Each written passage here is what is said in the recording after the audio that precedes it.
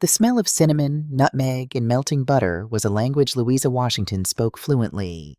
For 35 years, it had been her dialect of comfort, her way of telling the neighborhood kids at the Oak Street Community Center that they were safe, that they were seen, and that they were loved. At 65, Louisa's hands weren't as steady as they used to be, the knuckles swollen with the quiet ache of arthritis, but she worked the dough with a rhythm born of necessity and grace. Today was the annual bake sale, the lifeblood of the center's after-school tutoring program. The center was an old, drafty brick building in the heart of Atlanta, but to Louisa, it was a sanctuary. It was the legacy she had built after her husband passed away, a testament to turning grief into grace. "Miss Louisa, the cobbler is bubbling over," young Malik called out from the doorway, his eyes wide with the dramatic urgency only a 10-year-old could muster. "Lord have mercy, child. Don't just stand there shouting, 'Hand me that oven mitt,'" Louisa said, her voice a rich, warm contralto. She pulled the heavy cast-iron pan from the ancient oven, setting it on the cooling rack. Just as she wiped a smudge of flour from her deep mahogany cheek, the heavy steel door of the kitchen swung open.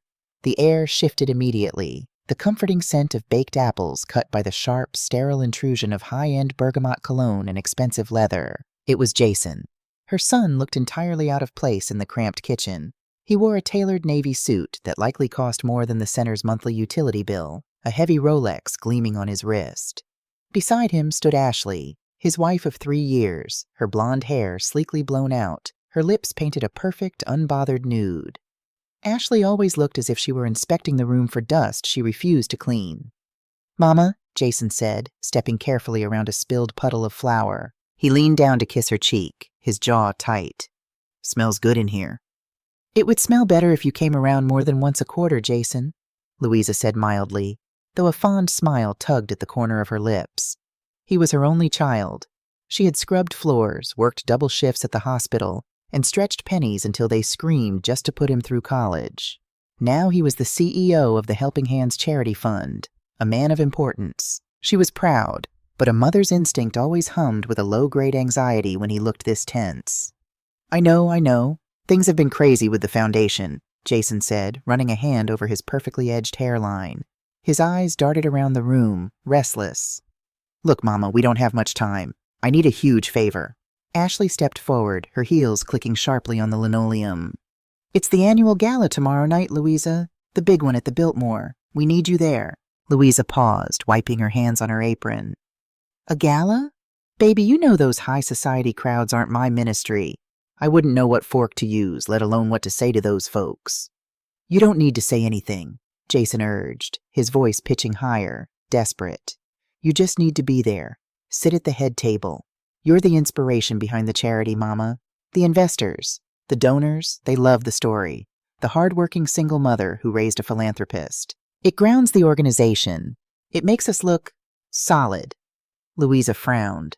Solid. It was an odd choice of words. "You're doing good work, Jason. Providing school supplies, housing assistance. Your work speaks for itself." "It does, but optics matter, Louisa," Ashley chimed in, smoothly sliding a sleek leather folder onto the flour-dusted counter. She opened it, uncapping a gold pen. "Speaking of optics, the PR team needs you to sign this. It's just a standard image release form, so we can put your photo in the brochures and feature you in the promotional video. Standard corporate stuff." Louisa squinted at the dense block of text. Her reading glasses were in her purse in the back office, and Malik was already calling her name again from the hallway because the punch bowl was overflowing. "Ashley, I can't read this fine print right now. Let me look at it tonight." "Mama, please," Jason cut in, and for a fraction of a second his polished veneer cracked. Beneath the CEO exterior, she saw the terrified little boy who used to hide under his bed during thunderstorms. His hands were actually trembling. "The printers are waiting on the green light. If we don't get the brochures done by tonight, the sponsors will pull out. Please, just sign it. Trust me. Trust me." Louisa looked into her son's eyes. She had given him her youth, her sweat, and her prayers. Why wouldn't she give him her signature? All right, hand me the pen," she sighed. She hastily scrawled Louisa M. Washington at the bottom of the page, completely missing the header on the second page that read, "Irrevocable Transfer of Property Rights, Oak Street Community Center." Ashley snatched the folder back so quickly the draft fluttered the edge of Louisa's apron. Perfect. We'll send a car for you tomorrow at 6. Wear something nice. They were gone as quickly as they arrived, leaving Louisa alone with the cooling pies and a sudden, inexplicable chill settling in her bones.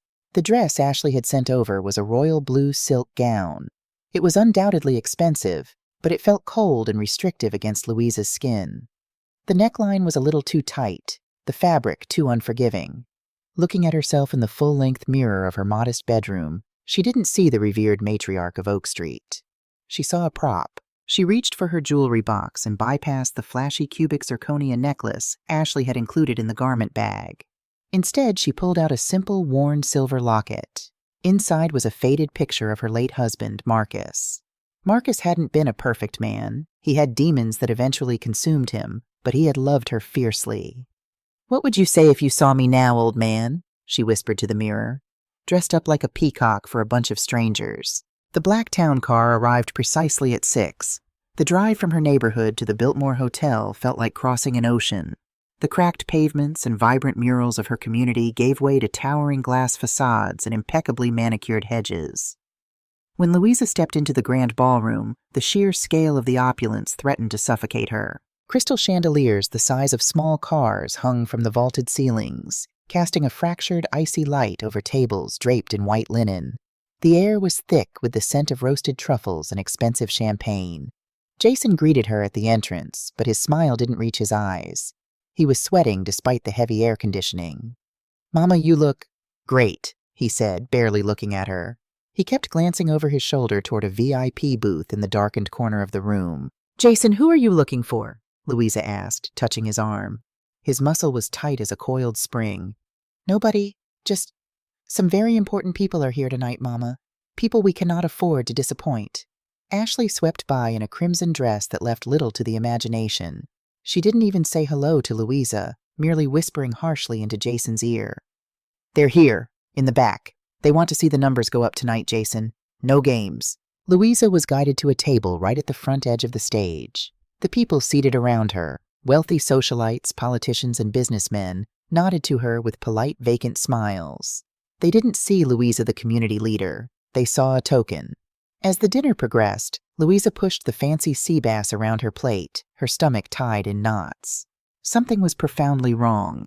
The atmosphere in the room wasn't charitable or warm. It felt predatory. She watched men in dark suits pacing the perimeter of the ballroom, their eyes sharp, their hands resting near their waistbands.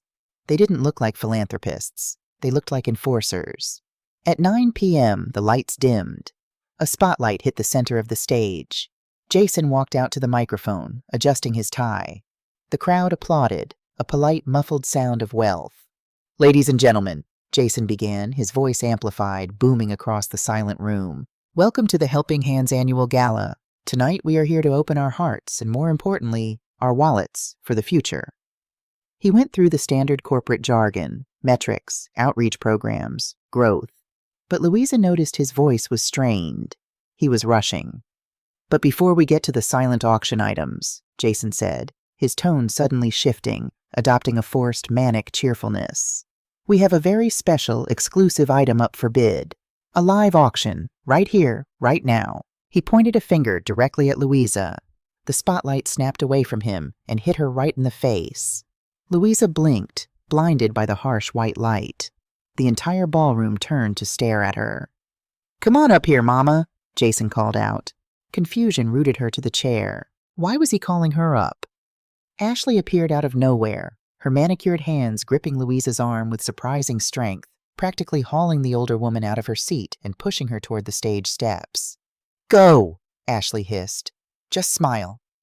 Louisa walked up the stairs, her knees trembling slightly, not from age, but from a sudden, overwhelming dread. She stood next to her son. The light was blinding. She couldn't see the faces in the crowd, only the glint of their jewelry and the glowing screens of their phones recording her. Jason wrapped an arm around her shoulder. It didn't feel like a hug. It felt like a restraint. "Ladies and gentlemen, the foundation of my life, my mother, Louisa," Jason announced. A smattering of applause. Then Jason's smile widened into something grotesque, something cruel. He leaned into the microphone. Now we all know charity requires sacrifice. So tonight I am sacrificing my peace and quiet. I am auctioning off one full day with my mother. She's a bit of a relic, folks. She'll cook you collard greens that'll give you heartburn. She'll lecture you about going to church. And if you're lucky, you can watch her fall asleep in front of the TV by 7 p.m. A ripple of nervous laughter moved through the crowd. Louisa's breath caught in her throat. She looked at Jason, her eyes wide, silently pleading with him. "What are you doing?" He didn't look at her. He was looking at the dark VIP booth in the back of the room. He was performing for them, proving how detached he could be, proving he had no weaknesses. "Who wants my boring mom?" Jason shouted, his voice echoing off the crystal chandeliers. "Let's start the bidding low, because let's be honest, she's high maintenance. Do I hear $2? $2 for the old lady." The silence that followed was agonizing. It stretched on for what felt like an eternity. Louisa felt the blood drain from her face. 35 years of building respect, of feeding the hungry, of holding her head high through poverty and grief, and here she was, standing on a brightly lit stage in a dress she hated, being sold for the price of a cheap cup of coffee by the boy she had given her life to. Then a voice from the front table, a man in a velvet tuxedo, shouted, "I'll give you $2, Jason, just to keep her away from my kitchen." The room erupted. The elite crowd, fueled by champagne and the intoxicating thrill of seeing someone else humiliated, burst into roaring laughter. It wasn't polite chuckling. It was deep, visceral, mocking laughter. Louisa felt as though she had been physically struck. Her chest tightened so fiercely she thought her heart might simply stop. She tried to step back, to flee the stage, but Jason's grip on her shoulder tightened like a vice. "Sold!" Jason yelled over the laughter, slamming his hand on the podium. "Sold for $2 to $2 million. The voice didn't come from a microphone, but it cut through the laughter like a steel blade through silk. It was a deep, resonant baritone, vibrating with an authority that commanded absolute silence. The laughter died instantly. The ballroom froze. Even Jason dropped his hand from the podium, his arrogant smile sliding off his face. The spotlight operator, confused, swept the beam across the room, searching for the source. The light finally landed on a man standing near the grand double doors at the back.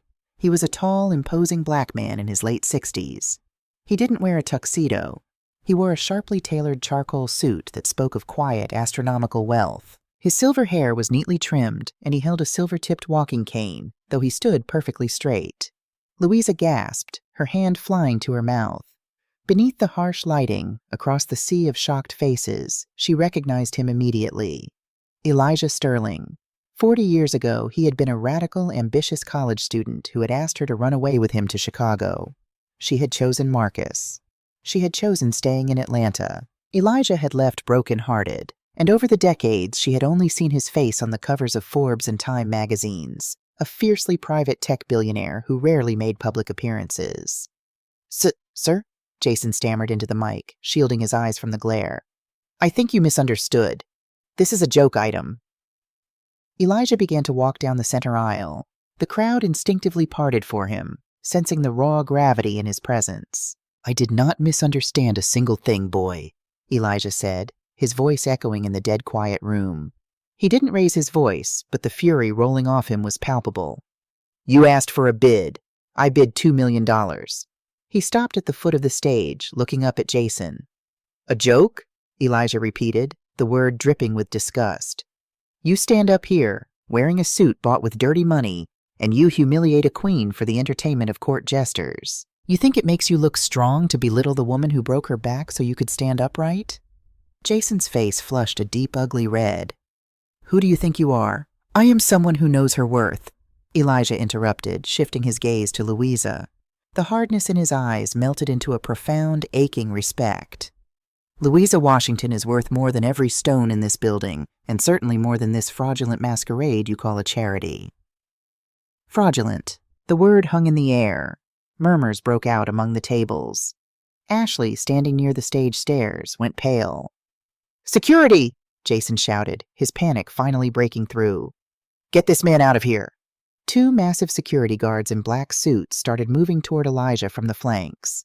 But before they could reach him, a waiter, a young, unassuming man who had spent the last hour pouring water at the front tables, suddenly stepped into the aisle between Elijah and the guards. The waiter dropped his silver tray. The crash of glass shattering against the marble floor rang out like a gunshot.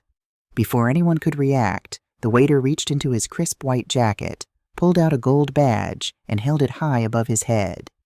"Federal Bureau of Investigation," he shouted, his voice a trained, commanding bark. "Nobody moves. Stand down." This was Special Agent Daniel Reed. The ballroom erupted into pure chaos.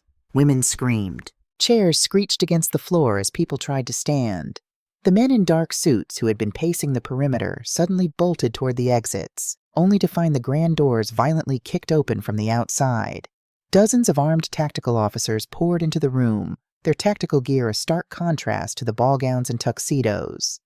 "FBI, keep your hands where we can see them!" Agent Reed vaulted up the stage stairs with terrifying speed. Jason stumbled backward, dropping the microphone. It hit the floor with an electronic screech. "Jason Washington," Reed said, grabbing Jason roughly by the lapels of his expensive suit, spinning him around and slamming him face first onto the podium. The click of metal handcuffs snapping around Jason's wrists echoed through the microphone. "You are under arrest for money laundering, wire fraud, and racketeering." Louisa stood frozen, her mind unable to process the violence, the noise, the sheer impossibility of the moment. Her son, her baby boy, was being treated like a criminal on a stage where, just 2 minutes ago, he had been the king. Elijah walked up the stairs, ignoring the FBI agents swarming the stage.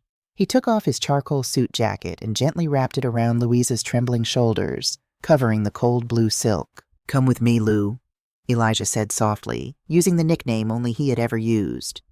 "You don't need to see this." Louisa couldn't tear her eyes away from Jason.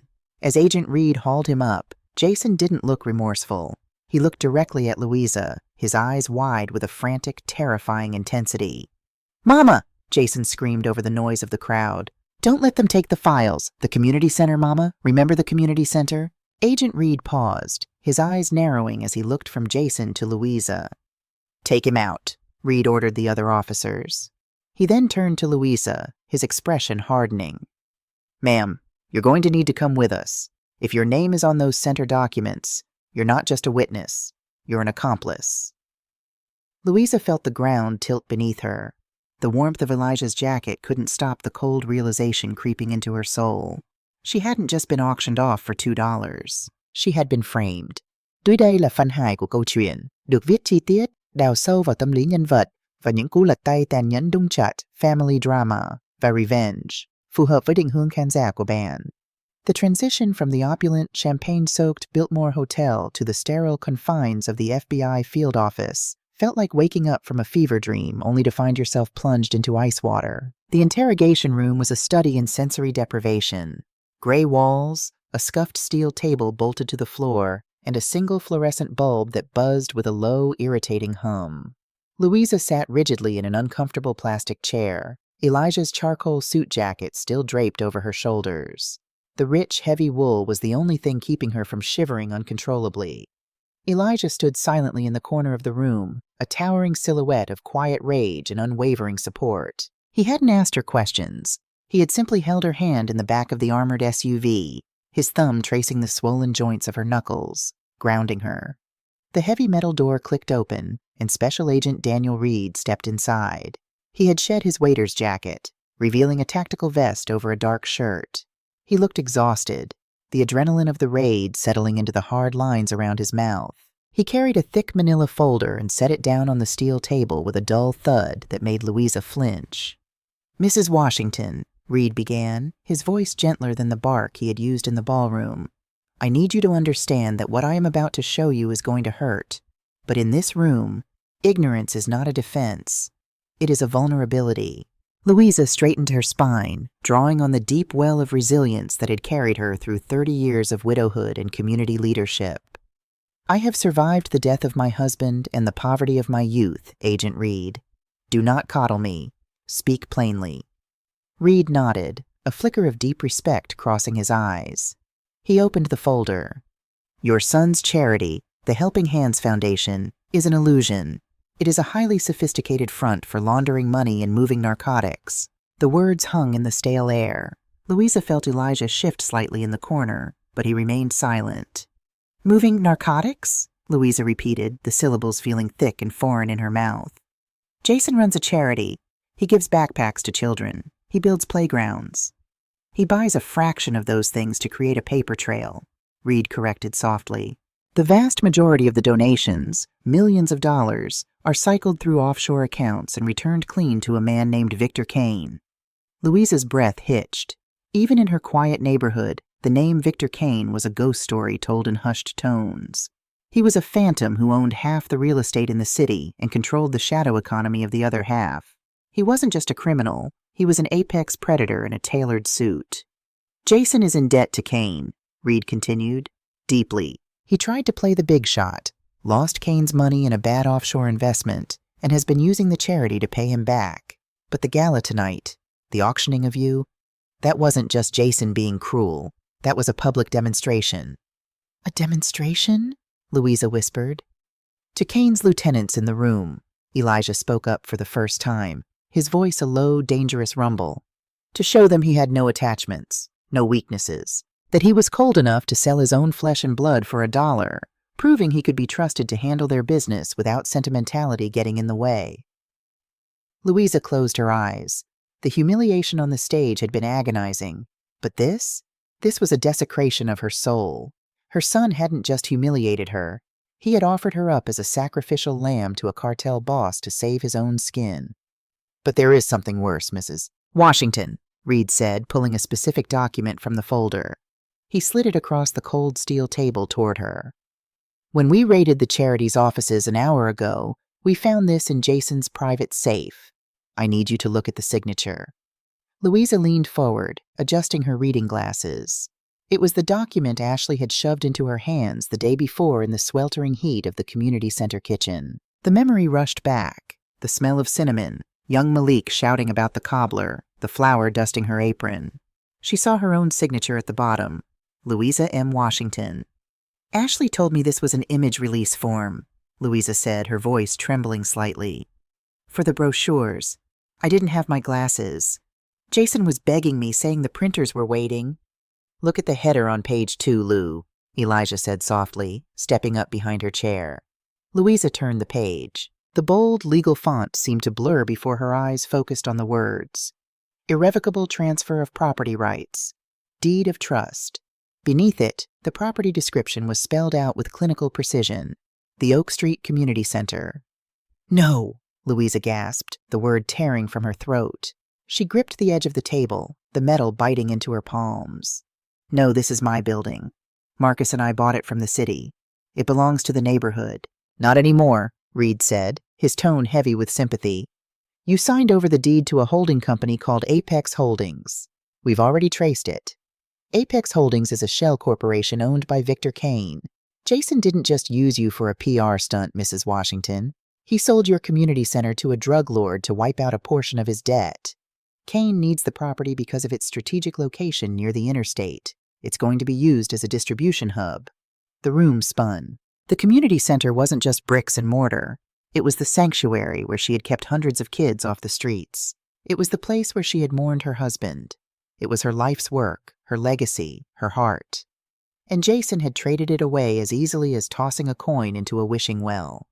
A profound, shattering grief washed over her, but as quickly as it came, it was replaced by something else.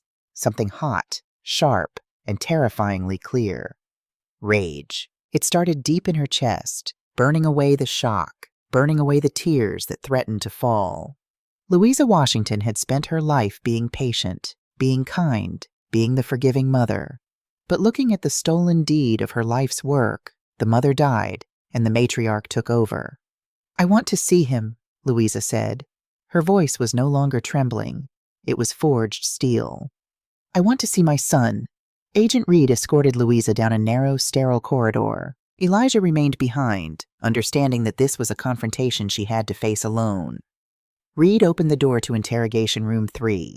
Jason was sitting at the table, handcuffed to a metal ring bolted to the surface. The arrogant CEO from the stage was gone. His expensive tie was discarded, his shirt collar unbuttoned, and he was sweating profusely. He looked exactly like the terrified boy who used to break a window and try to hide the baseball. When he saw Louisa, his eyes widened with desperate relief. Mama, thank God. Mama, you have to help me. Louisa walked into the room slowly. She didn't sit down. She stood over him, her posture impeccably straight, Elijah's dark coat wrapped around her like armor. She looked at him not as a mother looks at a child, but as a judge looks at a stranger.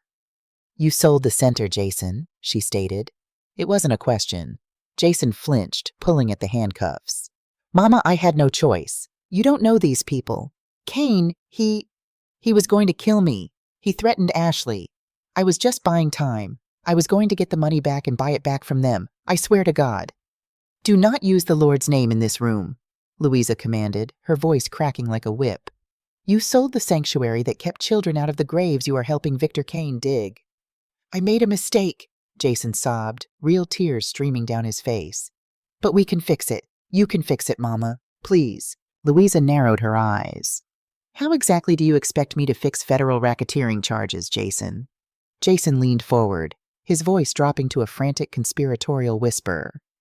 "The feds don't have the full picture yet.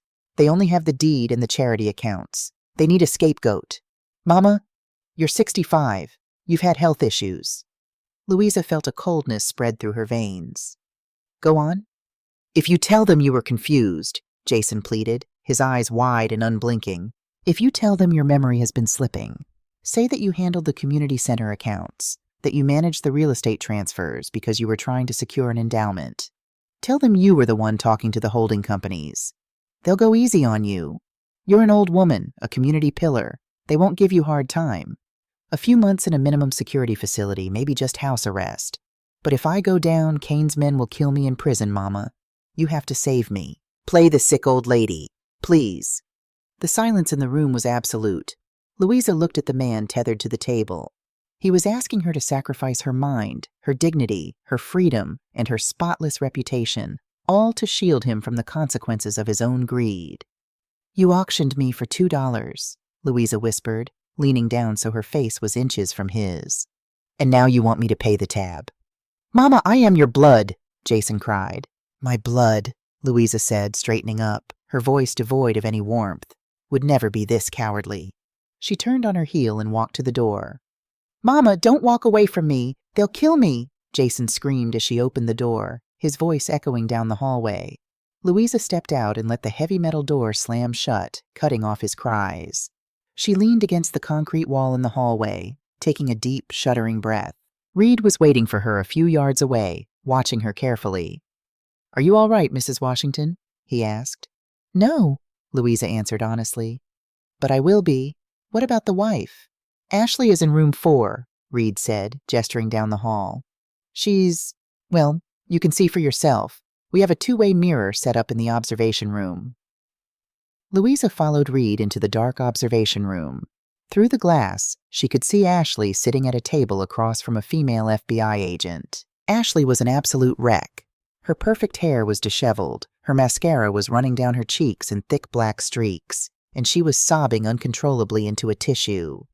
"I didn't know anything," Ashley wailed, her voice muffled by the glass but clear through the audio speakers. "I was just the PR director. Jason handled all the finances. He was so controlling he never let me see the bank statements. I thought the money was coming from Silicon Valley donors. I swear." The female agent handed her a glass of water. "Mrs. Washington, if you want immunity, you need to give us Victor Cain. We know Jason was communicating with him." "I will," Ashley cried, clutching the paper cup. "I'll tell you everything Jason did. I'll testify. I just want to be safe. Please, Jason is a monster. He manipulated me." Reed sighed, crossing his arms. "She's eager to deal. She's throwing Jason right under the bus to save herself. A classic trophy wife in over her head." Louisa watched the young woman through the glass. She watched the way Ashley dabbed at her eyes, carefully avoiding smudging the makeup further. She watched the rhythm of her shoulders heaving. 35 years of working with troubled teenagers and lying spouses at the community center had given Louisa a PhD in reading human behavior. The female agent in the interrogation room turned her back for a split second to grab a fresh legal pad from her briefcase. In that microscopic fraction of a second, when Ashley thought no one was looking directly at her face, Louisa saw it in the reflection of the glass. Ashley dropped the tissue. Her tears instantly vanished. The trembling stopped. Her facial muscles relaxed, and the corners of her mouth twitched upward into a fleeting, chilling smirk. It was the calculated, venomous look of a predator who realized the trap had worked perfectly. When the agent turned back around, Ashley immediately resumed her hysterical sobbing. Louisa's breath caught. The puzzle pieces suddenly snapped together with sickening clarity. "She's lying," Louisa said, her voice cutting through the quiet observation room. Agent Reed looked at her, confused. "Excuse me? Ma'am, she's practically hyperventilating. She's terrified of your son." "She is not terrified of Jason," Louisa said, her eyes locked on the glass. "Jason is a fool. He's arrogant and stupid. He doesn't have the brains to set up a laundering operation with Victor Kane." Ashley handed me the deed to the center. Ashley knew exactly when to push the papers. "Look at her posture, Agent Reed. Look at her hands." Reed frowned, studying Ashley closer. Despite the sobbing, her hands weren't trembling. They were resting flat and steady on the metal table. "Ashley isn't a trophy wife who got in over her head," Louisa said, the revelation settling into her bones. "She is Victor Kane's handler. Kane planted her 3 years ago to marry Jason, to groom him, to use his charity as a front. She's not throwing Jason under the bus to save herself. She's doing it to close the loop for Kane. She pins the entire operation on my idiot son. She gets immunity, Jason goes to prison or gets killed, and Victor Kane walks away totally clean with my community center." Reed stared at Louisa, stunned by the absolute certainty in her voice. He reached for his radio. "Hold the immunity deal in room 4, he barked into the mic. "Do not sign anything." Before Reed could ask Louisa to elaborate, the sterile silence of the observation room was shattered by a sharp buzzing sound. It was coming from Louisa's purse. She reached inside with a trembling hand and pulled out her phone. The screen glowed brightly in the dim room. It was a text message from an unknown number. Louisa opened it, and her heart stopped beating. It was a photograph. It wasn't taken from the street. The photo was taken from inside the Oak Street Community Center, specifically inside the children's reading room. The picture showed the little brightly colored beanbag chairs, the shelves of donated books, and in the center of the frame, 10-year-old Malik's favorite red jacket left draped over a chair. Beneath the photo was a single line of text. "Your son talks, the center burns, and the kids might still be inside. Keep your mouth shut, Mrs. Washington." Louisa let out a choked gasp, dropping the phone onto the console. Reed snatched it up, his eyes scanning the message. His face went completely pale. "Trace this number now," he yelled to a technician in the corner. Elijah, who had just walked into the observation room, looked at the phone and swore softly, a terrifying, lethal sound. "Kane's people. They're already making their move."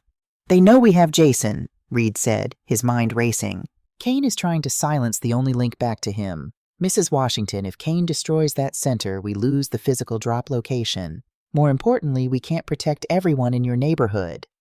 "Then arrest him!" Louisa shouted, the fear for the children finally breaking her composure. "Arrest Victor Kane right now." "We can't," Reed admitted, his voice tight with frustration. "The deed and the bank accounts tie Jason to the shell companies, but Kane uses a dozen layers of proxies. To arrest Kane, to put him away for good, we need the ledger." "The what?" "A physical flash drive, a master ledger," Reed explained rapidly. "Criminals like Kane don't trust the cloud. They keep a hard copy of every transaction, every bribe, every dirty dollar. Jason was Kane's accountant. If Jason is terrified enough to beg you to take the fall, it means he stole the ledger to use as leverage, as a life insurance policy." Reed slammed his hand on the glass, startling Ashley in the next room. "I need to get Jason to give up that ledger right now." He stormed out of the observation room and back into interrogation room 3. Louisa and Elijah followed closely behind, standing in the open doorway. Jason looked up, seeing the raw panic on his mother's face. "Where is it, Jason?" Reed roared, grabbing Jason by the shirt. "Where is Victor Kane's ledger? His men are at the community center. They are threatening children." Jason's face drained of blood. The reality of what he had unleashed finally shattered his delusion of control. Oh God, I didn't think he'd go after the kids." "Where is it?" Louisa screamed, stepping forward, her voice possessing a terrifying, primal authority. Jason looked at his mother, completely broken. "I hid it. I knew the FBI or Kane would raid the charity office. I needed it somewhere no one would ever look. Somewhere safe." "Where?" Reed demanded. Jason swallowed hard, his eyes locking onto Louisa. It's at your house, Mama. In the wall safe in your bedroom. The one behind Dad's old portrait. Elijah and Reed exchanged a dark, urgent look. If we know it's there, Elijah said grimly, pulling out his keys, then Ashley knows it's there.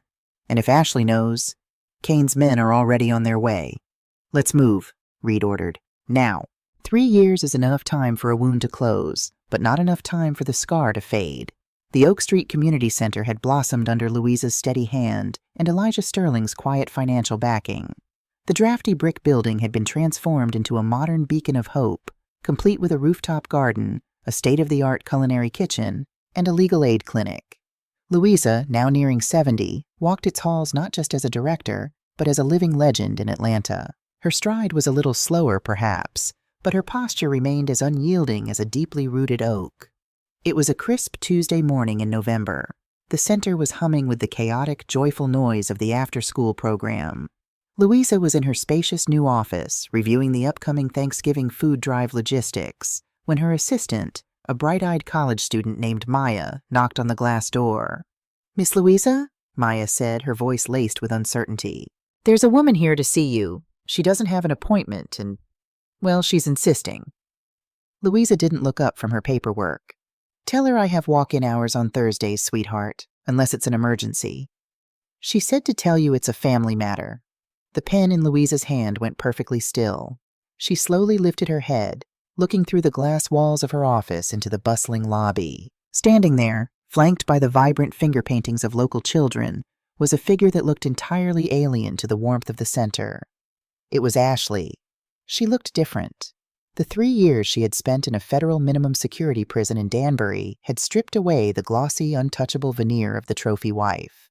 Her blonde hair, once perfectly blown out, was pulled back into a severe, sharp ponytail. The designer dresses were gone, replaced by a sharp, tailored gray pantsuit that looked less like high fashion and more like a suit of armor.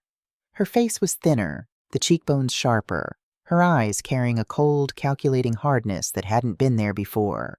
She had made a deal. She had turned state's evidence against Victor Kane's remaining lieutenants, shaving her 10-year sentence down to 3. And now she was out. Louisa felt a cold phantom hand grip her chest, but she forced her breathing to remain even. She placed her gold pen neatly on the desk. "Send her in, Maya," Louisa said calmly, "and then close the door. Hold all my calls." Ashley walked into the office, the click of her modest heels loud against the polished hardwood. She didn't offer a greeting. She simply walked to the comfortable leather guest chair, sat down and crossed her legs, looking around the expansive office with a critical, appraising eye. "You've done well for yourself, Louisa," Ashley said, her voice smooth, though it lacked the fake, sugary sweetness she used to weaponize. "Elijah Sterling's money bought some very nice skylights." "Prison hasn't taught you manners, Ashley," Louisa replied, her tone perfectly flat. She leaned back in her chair, steepling her fingers. "I read you were released on parole last week. I assumed you would slink back to whatever hole you crawled out of. What are you doing in my center?" Ashley offered a thin, razor-sharp smile. "I'm not here to reminisce. I'm here for what belongs to me." "Nothing here belongs to you." "Are you sure about that?" Ashley reached into her sleek leather briefcase and pulled out a manila envelope, dropping it onto Louisa's desk. It made a soft, heavy sound. "You and the FBI were so thorough 3 years ago. You found the master ledger. You found the dummy corporations. But you underestimated how much Victor Kane taught me before I ever met your pathetic son." Louisa's eyes narrowed. She didn't reach for the envelope. "Speak plainly." Ashley leaned forward, her eyes glittering with malice. "When Jason and I were married, we signed a post-nuptial agreement. It was buried in a mountain of paperwork. Jason was so desperate to keep me happy, he didn't even read it. In that agreement, Jason transferred 50% of his non-liquid assets to a trust in my name. The Helping Hands charity wasn't technically an asset, but the holding company he used to secure the collateral for the community center was." Louisa went incredibly still. "The FBI seized the main holding company," Ashley continued, her voice dripping with triumph. "But there was a secondary shadow lien placed on this property, a lien owned by my trust. The government missed it. The lawyers missed it. Because it was perfectly legal and completely separate from the criminal enterprise." Ashley tapped her manicured fingernail against the envelope. "This building is currently valued at $8 million, According to this legally binding notarized document, I hold a shadow lien for half its value. $4 million, Louisa, payable immediately upon the dissolution of Jason's remaining estate. Louisa stared at the younger woman. The audacity was almost breathtaking. After orchestrating the ruin of her son, after working for a cartel, Ashley had spent 3 years in a prison cell plotting a legal ambush to steal the very thing Louisa had fought to protect. "You are out of your mind," Louisa said, her voice dropping to a dangerous register. "Any judge in the state will throw this out the moment they see your criminal record." "My criminal record involves wire fraud and conspiracy, not property law," Ashley countered smoothly. "I have retained one of the most vicious real estate attorneys in Atlanta. The lien predates the federal seizures. It's ironclad. If you try to fight this in court, it will tie the center up in litigation for years. Elijah Sterling's foundation will freeze their grants the moment the property title is contested. The kids will lose the tutoring. The kitchens will shut down. The center will bleed to death slowly." Ashley stood up, smoothing the front of her jacket. "I don't want the building, Louisa. I want the money. You have 30 days to wire $4 million to the account listed in that envelope. If you don't, I file the paperwork, foreclose on the shadow lien, and the city auctions this place off to the highest bidder." She turned toward the door, pausing with her hand on the glass handle. "You won 3 years ago because Jason was weak and stupid," Ashley said, looking back over her shoulder. "But Jason isn't here anymore, and I don't make mistakes. You have 30 days, Mom." When the door clicked shut, Louisa finally allowed herself to reach for the envelope. Her hands were shaking. She pulled out the documents. They were thick, stamped with official state seals and filled with dense legal jargon. She didn't cry. She didn't panic. She picked up her phone and dialed a private number. "Elijah," Louisa said when the deep voice answered on the first ring. "I need your lawyers. The best ones you have. Right now." 2 hours later, Elijah sat in Louisa's office alongside 2 men in sharp suits from his corporate legal team. The lead attorney, a silver-haired shark named Vance, pushed his glasses up his nose as he finished reading the document. He sighed, a sound that made Louisa's stomach drop. "Is it real, Vance?" Elijah demanded, his jaw set in a hard line. "It's real," Vance admitted, tapping the paper. "It's a brilliantly hidden encumbrance. It was executed 6 months before the FBI raid. Because it was filed under a completely distinct LLC that wasn't flagged in the criminal investigation, the federal forfeiture didn't wipe it out. Technically, she has a valid claim on the property's equity." "Can we fight it?" Louisa asked, her voice tight. "Yes, but Ashley is right about the timeline," Vance said apologetically. "We could litigate this under the fruit of the poisonous tree doctrine, arguing the trust was funded by illicit activities. But proving that will take 3 to 5 years. During that time, the title is clouded. No bank will touch it. Grants will be frozen. She has you in a chokehold, Mrs. Washington." Elijah stood up, pacing the length of the office. "I'll pay it. I'll write the check for $4 million tomorrow. I won't let that parasite take this place from you, Lou." "No," Louisa said instantly. The word cracked through the room like a gunshot. Elijah stopped, looking at her in surprise. "Louisa, it's just money. I have plenty of it. We pay her off, she disappears, and the center is safe." "If you pay her, she wins," Louisa said, her eyes burning with a fierce, ancient fire. "She manipulated my son. She used my name. She served 3 measly years in a white-collar resort, and now she wants to walk away a multimillionaire, funded by your hard work? No, I will not be extorted by the woman who destroyed my family." "Louisa, what is the alternative?" Elijah asked gently. "If she files, the center suffers." Louisa looked out the glass window, watching Maya help a little girl with her math homework. She had spent her entire life playing by the rules, turning the other cheek, absorbing the blows of the world with grace. But grace had its limits. "Vance," Louisa said, turning her sharp gaze back to the lawyer. "Ashley was released on parole. Federal parole has very strict conditions, does it not?" "Extremely strict," Vance confirmed. "Regular check-ins, employment requirements, travel restrictions, and absolutely no association with known felons or engagement in any activity that resembles her prior offenses." "She thinks she's untouchable because she's using the law," Louisa murmured, a plan slowly, terrifyingly forming in her mind. "She thinks I'm just an old woman who bakes pies and quotes scriptures."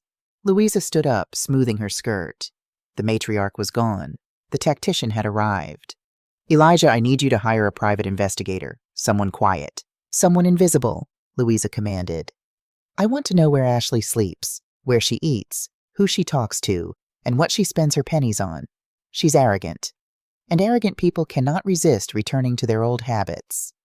Elijah smiled, a slow, predatory grin spreading across his face. "Whatever you need, Lou." The next 3 weeks were a masterclass in psychological endurance. Ashley called the center twice a week, leaving polite, vaguely threatening voicemails with Maya. "Just checking in on the timeline, Louisa.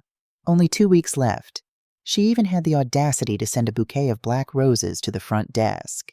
Louisa ignored them all. She went about her days with serene focus, running the center, managing the food drives, and reading the daily reports Elijah's private investigator delivered in sealed envelopes. Ashley was living in a high-end luxury apartment in Buckhead, clearly running on credit or hidden funds. She was meeting with her lawyer, yes, but the investigator found something else. Ashley was also making quiet late-night visits to a dive bar on the outskirts of the city. "She's meeting with a man named Trevor," Elijah told Louisa late one evening, sliding a photograph across her desk. Louisa recognized the face immediately. Trevor, Jason's old assistant. The young man who had sent the threatening text messages to Louisa's phone 3 years ago, warning her about Victor Kane. Trevor had served 18 months and had been released a year prior. "Why is she meeting with him?"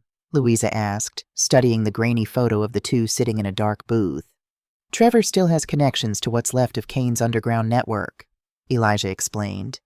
"Our investigator managed to clone Trevor's burner phone. Ashley isn't just trying to extort you, Lou. She's trying to sell the shadow lien." Louisa frowned. "Sell it? To whom?" "To a real estate developer named Marcus Thorne. He's notorious for buying distressed or legally complicated properties, bulldozing them and building luxury condos. But he won't buy the lien directly from a convicted felon. It's too risky." "So she's using Trevor as a broker," Louisa deduced, her mind moving like a chess grandmaster. "Trevor buys the lien from her through a clean LLC, then flips it to Thorne. Ashley gets her millions washed clean, Trevor takes a cut, and the community center gets bulldozed." "It's brilliant, in a sick way," Elijah admitted.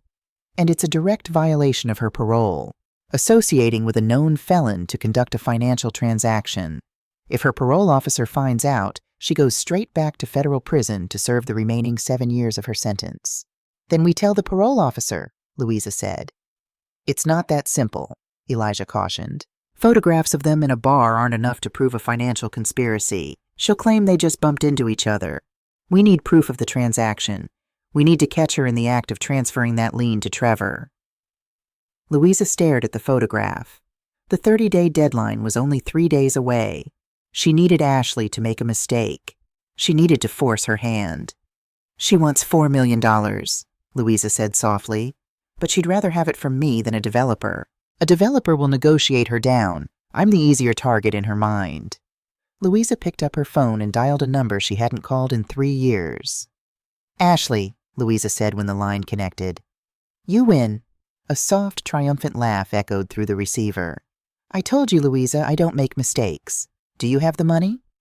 "Elijah's foundation has authorized the transfer," Louisa lied seamlessly. "But I will not do this through lawyers and emails. You want my community center's equity? You come down here and look me in the eye when you sign the release." "Sentimental to the bitter end," Ashley mocked. "Fine. Tomorrow at noon. Have the cashier's check ready." "Tomorrow at noon," Louisa confirmed. When she hung up, she looked at Elijah. "Call Agent Reed. Tell him to clear his schedule tomorrow afternoon." The Atlanta sun was high and bright the next day. The community center was unusually quiet.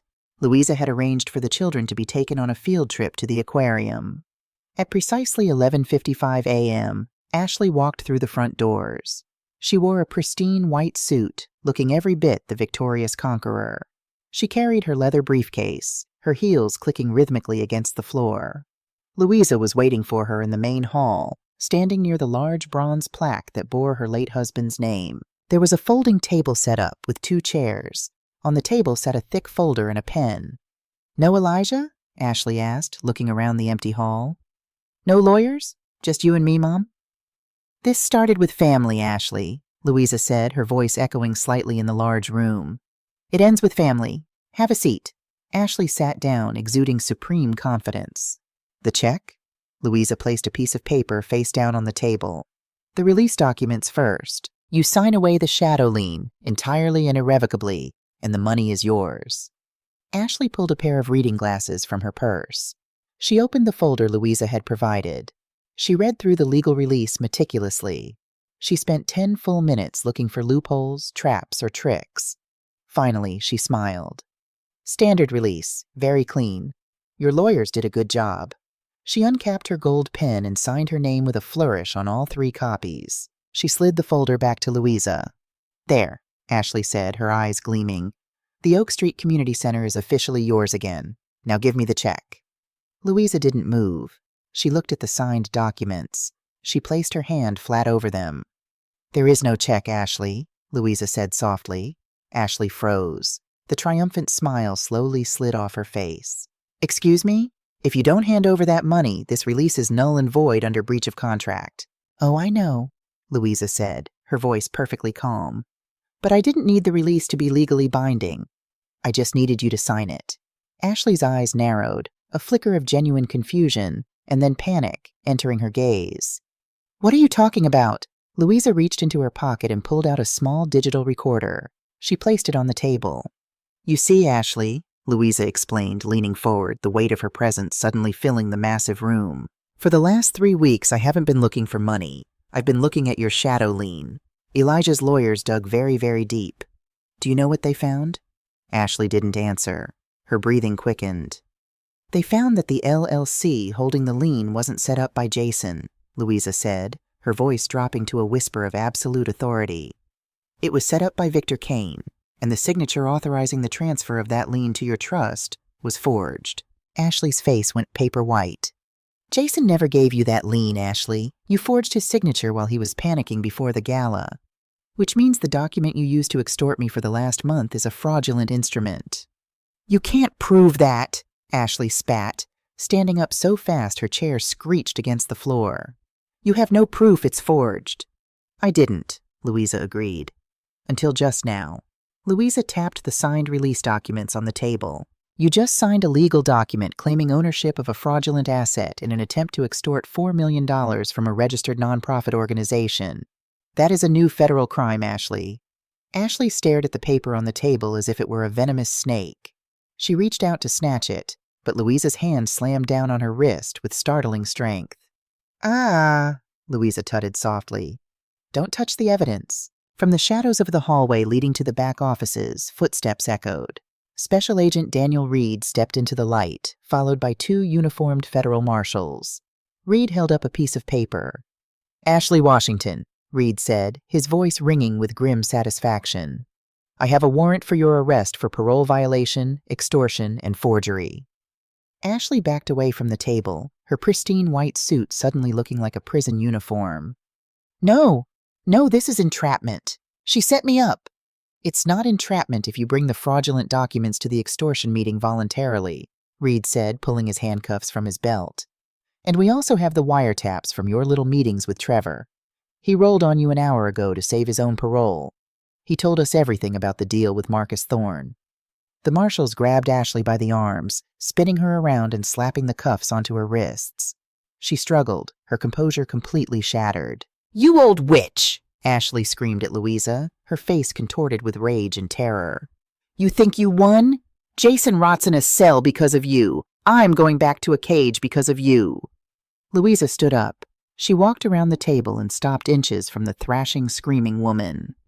No, Ashley, Louisa said, her voice carrying the quiet, absolute thunder of a woman who had weathered every storm the world had thrown at her. Jason is in a cell because of his own greed. You are going back to a cage because of your own arrogance. You looked at my age, you looked at my kindness, and you mistook it for weakness.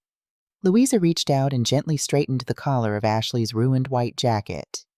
Never mistake a mother's patience for stupidity, Louisa whispered. Take her out of my center. Ashley's screams echoed down the hallway as the marshals dragged her out the front doors, the sound eventually cut off by the heavy slam of the glass. Agent Reed stood with Louisa for a moment, looking at the signed, fraudulent documents on the table. You played a dangerous game, Mrs. Washington, Reed said, shaking his head in sheer awe. If she had realized the forgery was discovered before she signed. She was too greedy to look down, Louisa said simply. She picked up the documents and tore them cleanly in half, dropping them into the trash can. Are you going to be okay? Reed asked. Louisa looked around the sunlit hall. In an hour, the children would be back. The kitchen would smell like cinnamon. The world would keep turning, but the shadows that had haunted her family were finally, permanently gone. Agent Reed? Louisa smiled, the wrinkles around her eyes crinkling with genuine, hard-won peace. For the first time in 3 years, I am exactly where I am supposed to be. As Reed left, Elijah walked out from the back offices. He didn't say a word. He didn't need to. He walked up to the woman he had loved for 40 years, offered her his arm, and together they walked toward the kitchen to check on the pies. The matriarch had not just protected her home, she had secured her legacy. And this time, nobody was laughing.